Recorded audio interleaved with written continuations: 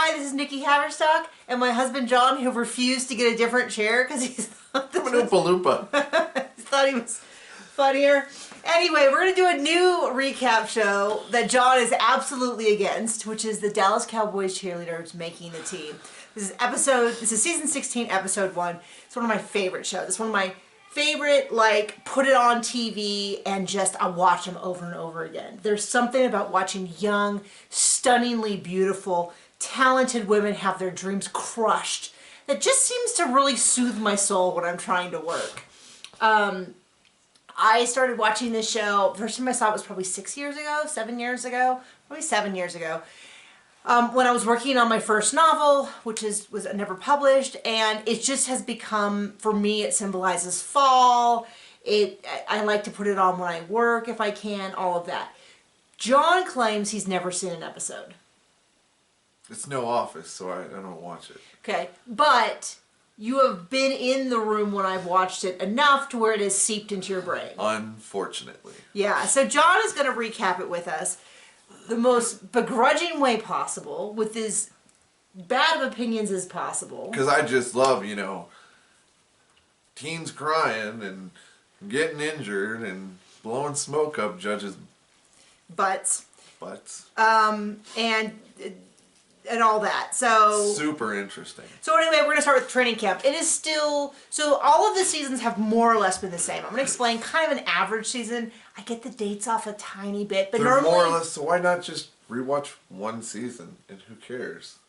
Oh, because they're all the same? They're all the same. This season is different, though, and so was last season. Last season we had a pandemic, so well, the world changed. And this year we still have a pandemic, so it also changed. The traditional way that they do it is they do an open call at AT&T Stadium, and it's so funny because it's so clearly a branded show because they never say, like, they'll say the stadium, but they're always like, we're so happy to be here at AT&T Stadium with our wonderful sponsored partners. It's always very, like... And just so we're clear, today is brought to you by Cricket Wireless.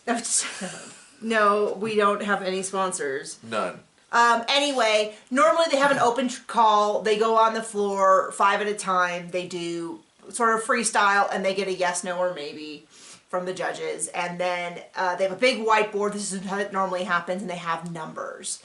And then the people that are... What bothers me about the freestyle is it's not even as entertaining as, what's that show with the singers? American Idol. That they had awful ones that was fun to watch? They do that on the show. We didn't see as many, you missed it because you were putting the baby down, but they did have some, they weren't awful ones. They used to have, like, really overweight girls or really bad dancers, and you can see the subtle influence of them changing the tone. That just seems mean. Well, that's exactly why they probably don't do it anymore. So now they've slowly shifted it to be things like, this time they had like 57-year-old twins, a 65-year-old lady. They're just like, oh, well, I'll explain. Judge? No. I'll explain how they did it in a second. In a typical season, though, they would do this, and then they'd come back, and they would learn, they have to do like 8 counts, and they'd perform, and then they'd get, I think they'd get cut. I can't remember if they had their, anyway. At some point they get cut, and at some point they go into training camp. They are not, and they're considered, the veterans come back, and the veterans are, I think that's maybe day 3 or day 2. Anyway, they do a solo. It's normal that a couple veterans, at least one veteran gets cut every season. Normally, they don't make it into training camp because they're out of weight, their body shape has changed, things like that. One of the gals, she had been late to a couple events, and so they didn't invite her back, things like that. Then they go into training camp, and they're separated into pink and blues, and pink is usually candidates, and blues are veterans, and then they go through the training camp, and eventually they pick normally about 36. Although it sounds like this year they have left it open because they said some of them will make it onto the field, and we don't know how many yet. So it seems like it's open. This year, though, and last year, because of training camp, they are doing video first round auditions. So they submitted a video of them doing 90 seconds. How could that possibly backfire? Well, we'll see.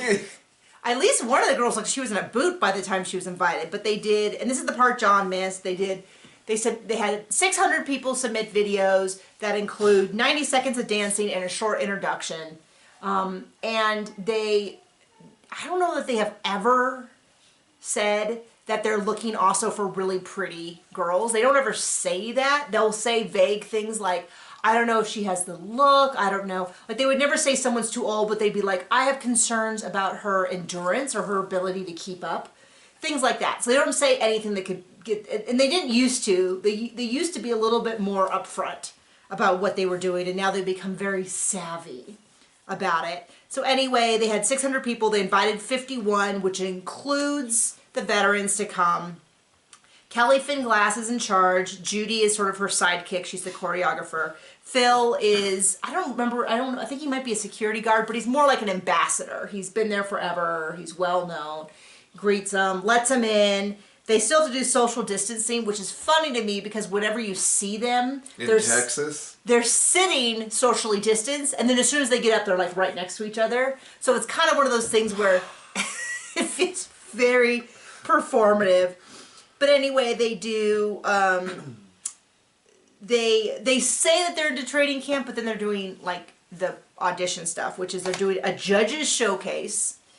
And they're gonna do a choreographed dance, which is kind of weird to me because I don't understand how it's that different than their video. Like, why would you be? And I think what the difference is that the video they could film as many times as they want. They could do it 20 times, and you're gonna and you can see the best version of it. Whereas in person, you're gonna see the most realistic version of what it looks like to ask someone cold to come up and perform. Maddie is gone. So in general, the way that it works, if you're not familiar with the show, is that they will highlight a few people. They will highlight, especially those with really interesting stories, someone who had a family member die, who had an early life injury, had some sort of trauma or bad event. You're going to see all those people right off the bat. And in general, the season follows, you very rarely see the veterans other than as like if it was a sitcom, those would be background players. And the people that they focus on tend to be people who get cut and are on the bubble, as they call it. The bubble being where the cut line is. And so they'll be newbies that you don't see basically the whole season, other than like you'll see them talking to the person they're watching, or you'll see like 5 seconds of them being like, yes, I made show group, but I'm so excited, but that doesn't mean that I made the team. I still have to work really hard to make sure that I make the final cut. And they're very much, we'll get to that a little bit later. Would you just like to say something just to add? Okay, fine. I mean, the people want to hear your opinion. What can I say? You're telling about it exhaustively. Okay. Anyway, we see them all dance. That was fun watching the show for me. Terrible. Anyway, we see Ashley, who was the last one cut last season. We see Madeline again, who is a legacy. What that means is that her mother was on the team. She was cut 2 seasons ago. She didn't come back last season to try out. Daphne, who's a veteran, has an ACL tear. So this is an example of a time we probably will follow one of the veterans because it's kind of up in the air as to whether or not she makes the team this year because she tore her ACL 8 weeks ago, and they consider her to be good, but not as good as the normal Daphne. But she's such a team player, and we just really want her on the team. So who are they going to push through because of nepotism this year? They didn't push anyone through because of nepotism. They cut. That's not what I heard. Well, they do though. What is more common is that if someone is really beautiful, like really stunningly gorgeous, they will keep them even when their dance is a little bit questionable compared to the rest of their field. There'll be a couple people that kind of get floated through, whereas perfectly good, well, she doesn't really catch my eye. What does catch my eye mean? I feel like that's a catch-all term for like, I just don't think she looks like a horse on the field. You know what I mean? Like, they won't say that. And of course, all these girls are beautiful. There's none of them that are ugly. Some are lacking for brains. Well, yeah. I mean, so they do the kick line. They end up calling in 2 people. So they call him Daphne, who's of course like, I would never do. And I'm kind of making fun of them, but this is the role that they're expected to play. They're expected to say yes, ma'am, no, ma'am. They're not expected to be too mouthy. They're supposed to take every correction, with. Of course, thank you so much for pointing that out. I'm just eager to show you how I could. It's all very. I'm not making fun of them for it because they're playing the game as expected. they want this job which pays less than minimum wage and has very many lawsuits out there about how so you badly start off treated. with the best and brightest anyway. So anyway, like they never, like if you it all imply that this is a stepping stone in your career, you're out. They want you to hear that you are excited to work with this legacy organization that has, you know, that a little almost like a sorority, like the girls I get to dance with are gonna be friends for the rest of my life. And I'm sure they are. It's just a matter of, it's like, heaven forbid you do something because it's good for your career. So who makes more money, them or the kids in the coal mines in China? Well, they probably make more money than those poor kids, and you know, and the kids in coal mines probably don't have to, you know, don't consider it a real winning job. Anyway, they invited in Daphne and Ava. The big story with Ava was that she was one of their tops, and then she almost passed out in the field. And I feel like it's kind of weird that they don't recognize that. And so Ava's already off to a rough start because they said, look what we wrote. And she goes, best solo. Is that good? And we're like, oh dear. And I think she's just a little, and I'm like, oh, this is what she needed to say. I'm also more than twice her age. So it's like, yeah, I would hope that I would have a little bit more of an idea of what to say. So this poor girl, she's a baby. She's a little girl, tiny little thing. And she's just a little confused, and she's kind of doesn't know what to say. And so when they ask her like what happened, and she's like, oh, I just got a little lightheaded, and they're like, well, is it going to be okay? What they want her to say is, yes, ma'am, absolutely. I'm still adjusting to the Texas weather, and I'm going to make sure that in the future I only bring you my best and most healthy self or something. That's what they want to hear. And instead she was like, yeah, I'll be fine. It's like, but then she also hasn't watched 16 seasons of the show. I know what you're supposed to say. Anyway, it says Dallas Cowboys cheerleaders. She was 4 when it started. No, I think she was even younger. I mean, I don't know if she could even talk when it started. She was, what, 19? Season 16? Yeah, 3 or 4. Anyway, I love this show.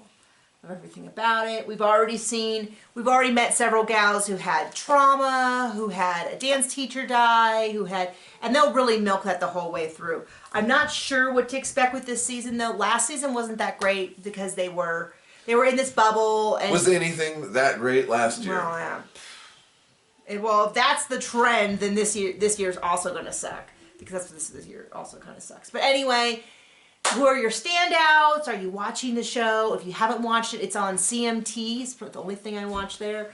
But yeah, catch up and join us. John, do you have any parting words for what a cheerleader needs to succeed at the DCC camp? Somebody start a petition to end this show. Oh, John, you're the worst.